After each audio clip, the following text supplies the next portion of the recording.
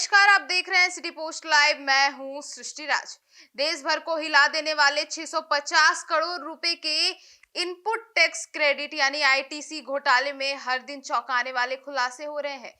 प्रवर्तन निर्देशालय यानी कि ईडी की ताजा जांच में पता चला है कि इस घोटाले में हवाला कारोबारियों और फर्जी कंपनियों का नेटवर्क तो शामिल था ही, लेकिन इसके लिए पाकिस्तानी मूल की सीमा हैदर और उनके भारतीय पति सचिन का नाम व फोटो तक गलत तरीके से इस्तेमाल किया गया है।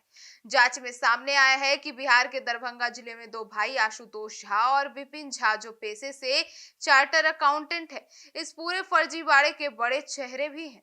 आरोप है कि दोनों ने सीमा हैदर और सचिन के नाम पर फर्जी आईडी तैयार की और उनके जरिए अरुणाचल प्रदेश सरकार से 99.21 करोड़ रुपए का गबन कर लिया। यह मामला सामने आते ही देश भर में हलचल मच गई। ईडी की रिपोर्ट बताती है कि इस घोटाले का तरीका बेहद संगठित था। देश भर में शेल कंपनियां बनाई गई जिसके नाम पर फर्जी बिल तैयार होते थे। असल में कोई कारोबार नहीं होता था, लेकिन कागजातों को लेन देन दिखाकर इनपुट टैक्स क्रेडिट का लाभ उठाया जाता था। इसी प्रक्रिया से सरकार को कुल मिलाकर करीब 650 करोड़ रुपए का चूना लगाया गया।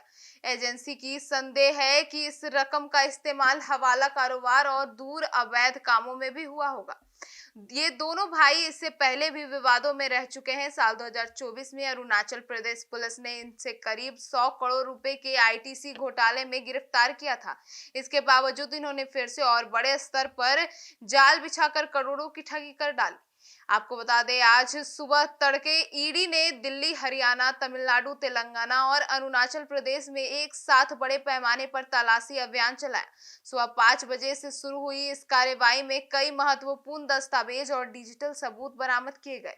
ईडी अब जल्द ही आरोपियों से पूछताछ पर घोटाले की गुप्त स्थिति को सुलझाने में लग चुकी है। यह मामला सिर्फ टैक्स चोरी तक सीमित नहीं है, यह दिखाता है कि देश भर में किस तरह का फर्जीवाड़े का नेटवर्क सक्रिय है, जिसमें आम नागरिक के नाम और पहचान तक का गलत इस्तेमाल किया जा रहा है।